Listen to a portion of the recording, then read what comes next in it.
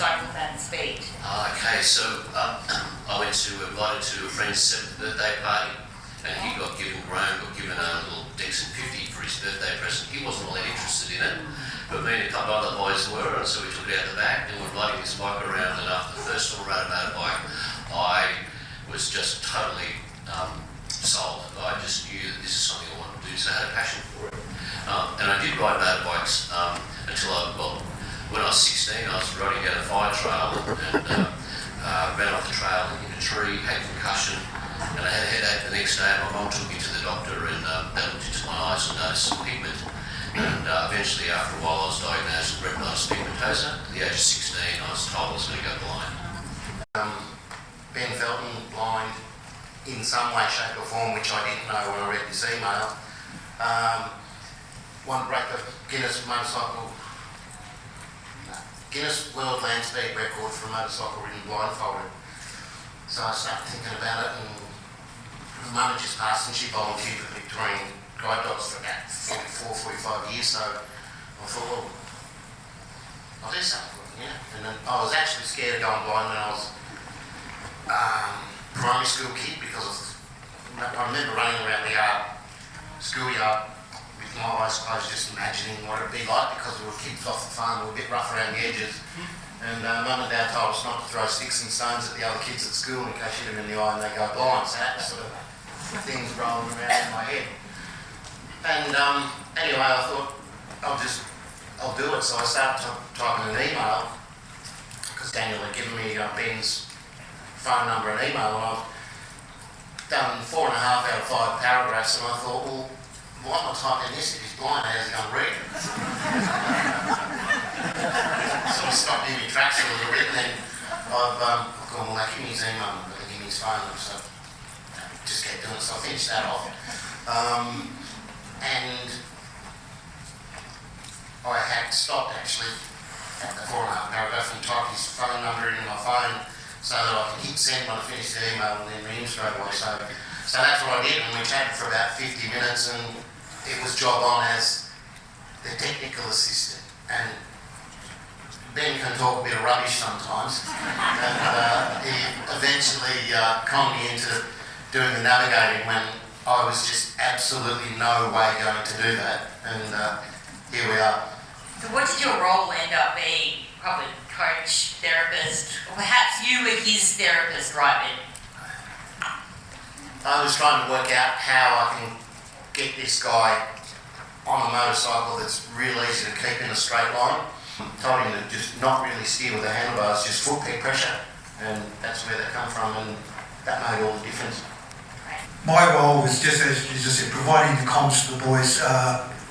My involvement came through the CEO at Eastern Creek for the ARDC, Glenn Matthews. Glenn rang me and said, I've got a blind man who wants to ride a bike, wants to set a world record, he's got navigators behind, wants to them to communicate with him, doesn't want digital. And I've gone, absolutely not. Now the reason we don't want digital is any digital communications has a slight delay.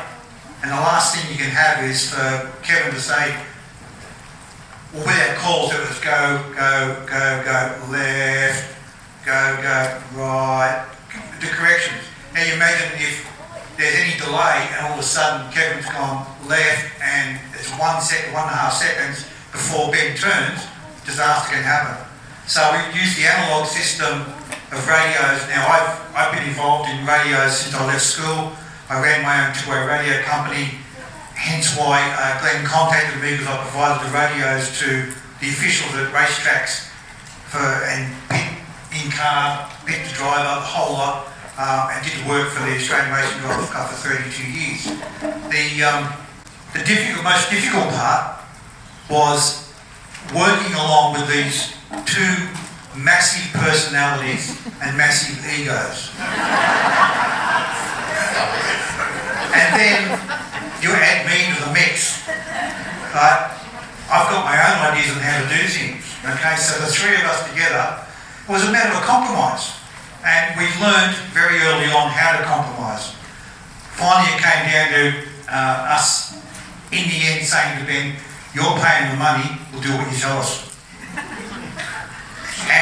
That's not true. To a degree. I mean, someone's got to be able to sit back and say, this is how I want things done. We had this natural collusion, Kev, that we just melded together with Ben. How did you form that trust, Ben? Must have been difficult. The really hard part though is having to trust or put your life into someone else's hands. So trusting Kevin implicitly. For me, whenever Kevin gives me a command, I have to execute that command instantaneously without even second thought. Now, to put your life in someone else's hands is a really difficult thing to do. Kevin and I got to know each other fairly well. Most of the time it was probably over a bottle of red or two, and just spent a lot of time together and practice. And, you know, it is a super challenge. Kevin has the responsibility of my life and I have to trust him. I mean, a lot of people tell me stories about Kevin and they think I'm crazy, but it did all work out. When we did set the record, I was absolutely had the thing nailed against the stop and bouncing off the rev limiter, and he was just getting away a little bit on me, and he didn't have far enough to go on the run to get out of radio contact. So it was good. That was probably the hardest part. People turn around and they say, you know, Ben Felton, he's got some guts, he's got some large testicles. I go, yeah, he has. But you know what? Kevin Magee's are bigger. You imagine you're riding two bikes. He's not riding one bike, he's riding two bikes. He's telling Ben where to go, how to go. Oh, he often told him where to go. One thing I did tell Ben many times over the years is that, listen, you idiot, you're blind, not deaf. A big challenge, but for me, it was dealing with pressure, expectations. I put my life savings into this, a year's planning, and here we are, and we had to get results. So I knew I was absolutely shitting myself. Fear, and when you sit on the motorbike, you know, you've got to do something like 280 kilometres an hour and all these challenges. And so I learned to manage fear, and Kevin taught me a lot of things about relaxation, breathing on the start line, calming down. When I put my visor down, I'm not thinking at all. I'm listening to Kevin and I'm executing the plan. I can't allow emotion to influence my thoughts, otherwise you would not start off the start line. I'm really keen to hear what everyone thinks about it. I'm glad that we're all here. I've had it at home for 2 years, but I didn't want to see it until we're all here together. So family, friends, there's so many people here today that are involved in this film one way or another. And I just want to sincerely thank everybody. My mum over there, who lent me the money to buy the first bike, my brother, there's so many people, my family, friends, that are in this room, BC Performance, Rob Walk from Kawasaki, many others who have all made this happen. And I just want to sincerely thank you on behalf of this team here, for all of your people in believing in us and supporting us all the way. And let's hope you all enjoy the film and we enjoy our day together. Thanks.